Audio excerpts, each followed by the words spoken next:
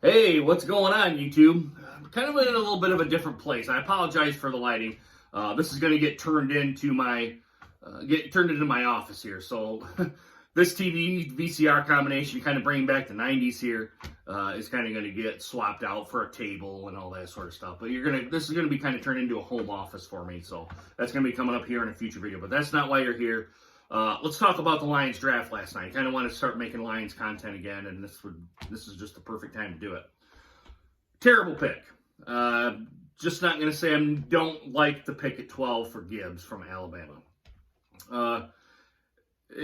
That just seems like way too big of a reach to me. Now, I'm not going to get into really anything or X's and O's or where people should be taken compared to their mock draft or anything like that. This is just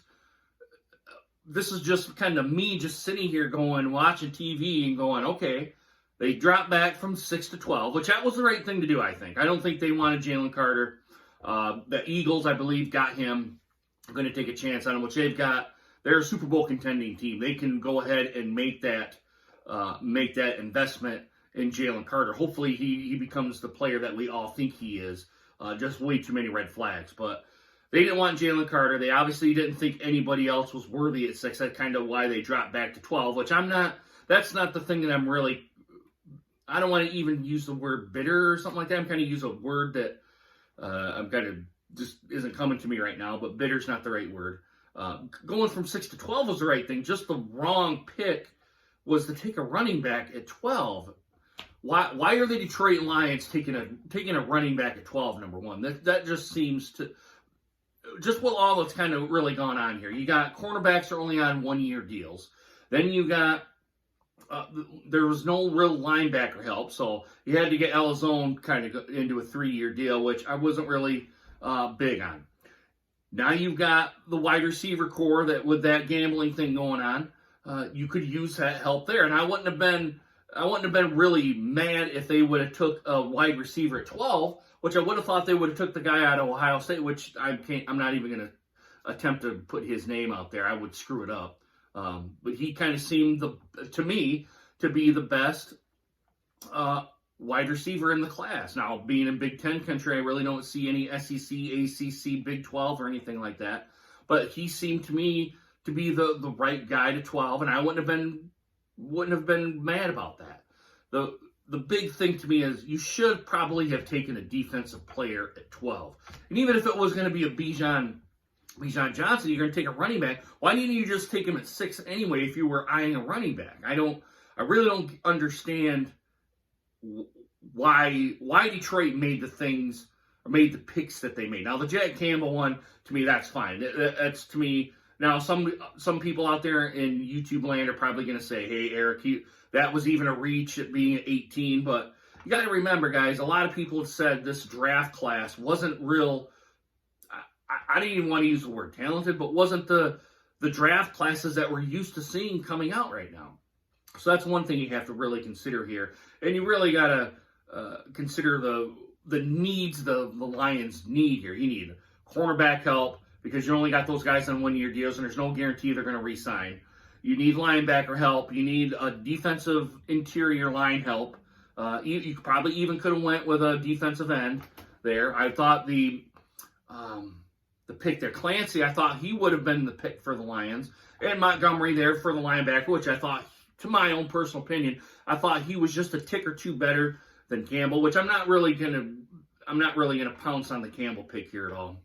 But I thought Montgomery was kind of the right pick, would have been the right pick there at 12 if they wanted to go linebacker. Now, anyone saying in the first round, taking a linebacker, being the linebacker core was pretty weak, you just got to do your own due diligence and kind of pick where you're going to go here. The Lions were kind of in no man. I guess trying to make this thing kind of be somewhat reasonable as you were picking a no man's land kind of right there. We all know this draft class was a weaker draft class than in years past. I just don't like the pick at 12 there for Gibbs. Why didn't you go? You could have gone back to the 3rd, the 4th, the 5th round, or even farther back, or even taken an undrafted free agent going on for a running back. Now, I'm of the key to you take running backs as low as you can. Because in today's era of the NFL, in this pass first era of the NFL, the running back class isn't really, or excuse me, not the running back class, the running back position just isn't as valuable as it once was. Yes, you still need to have a run game. I'm not going to discount that. But in today's pass first league, teams are looking to pass. Quarterbacks are looking to pass the ball downfield and hopefully rack up the score here. Being a running back, you had better be a damn good running back and can catch the ball and can escape tackles and all that, especially being where Gibbs was at 12. I thought this means that Swift is out of here. That's to me. Swift is on notice to being, at the very least, you better, when training camp comes around, if you're still on the team, you would better be ready to play and show people that, hey, you're the pick that the Lions picked you at. This pick kind of seemed to be a little bit of a Martin Mayhew, Bob Quinn, even kind of going back to Matt Millen days. That pick, it seemed to be a very much a luxury pick. Kind of, I will use this term, at least in one round, and maybe now we may see more of this, but at least in one round you have I call it a Detroit Lions what the fuck pick. This was the Detroit Lions what the fuck pick. And I haven't watched Brad's presser here yet. It's in the morning. I got to get ready to go here for my work. I really couldn't stay up till 12:31 in the morning to watch a presser, but I will watch it here in the probably during my lunch hour. I'll watch that presser.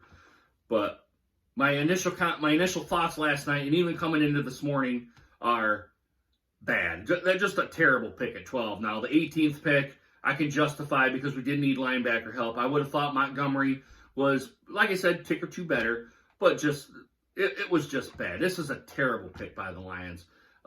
Certainly, to me, it's going to be an F because why are you my event? You don't pay running backs, and running backs in today's NFL they're not as valuable as they once were. Why are you taking a running back in the first round in today's NFL from a pass first league? I'll never understand Brad